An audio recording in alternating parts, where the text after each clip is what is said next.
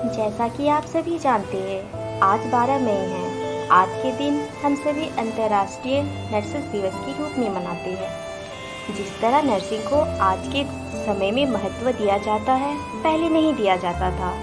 Nursing को पहले हीन की भावना से देखा जाता था और लोगों की मन की इस भावना को बदलने में, नर्सिंग को महत्वपूर्ण बनाने में नाइटिंगेल फ्लोरेंस ने एक अहम किरदार निभाया है।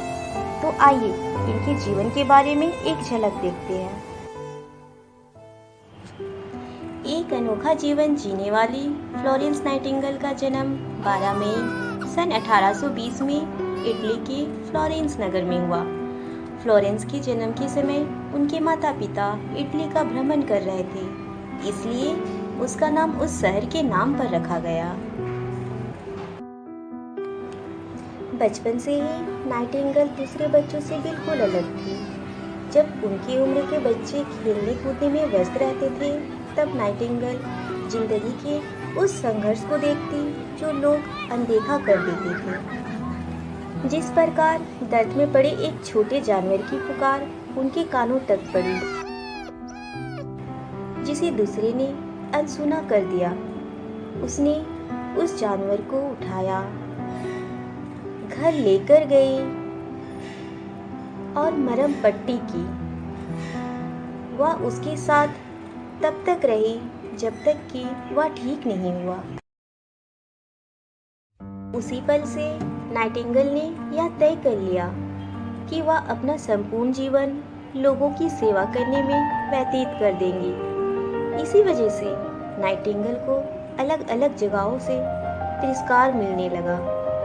उनके इस निर्णय से उनकी सहेलियां भी मेल मिलाप नहीं रखना चाहती थी और उनके माता पिता भी उनके निर्णय का विरोध करने लगे थे।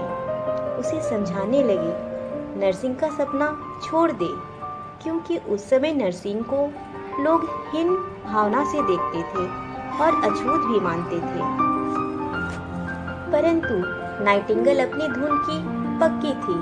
अपने सपनों को लेकर लंदन से वो जर्मनी के नगर केसरजॉर गई और वहां पर अपनी नर्सिंग की शिक्षा पूरी की।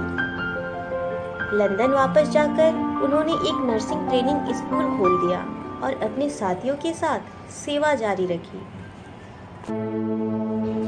इसी दौरान सन 1854 में इंग्लैंड, फ्रांस और टर्की से रूस की घमासान लड़ाई हुई।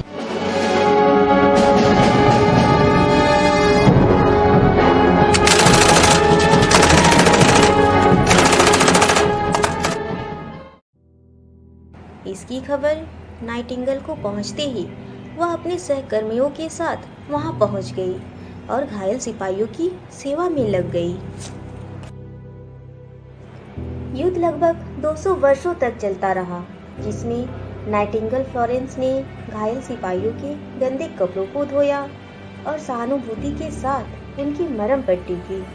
इसी बीच अस्पताल का सारा प्रबंध फ्लोरेंस नाइटिंगेल के हाथों में रहा।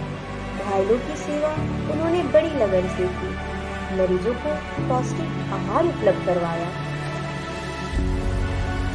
अक्सर रात्रि में लैंप लेकर वो घायलों को देखने जाती थी, जिससे घायलों का आधा दुख दर्द दूर हो जाते थे। इसी वजह से इन्हें लेडी विद द लैंप के नाम से भी जाना जाता है। यही कारण रहा कि उन्होंने नर्सिंग के क्षेत्र में एक नया रूप दिया एवं नर्सिंग को प्रोत्साहित किया। इनकी वजह से इन्हें कई उपाधि प्राप्त हुआ। ये पहली महिला थी जिन्हें लंदन में ऑर्डर ऑफ मेरिट से सम्मानित किया गया था।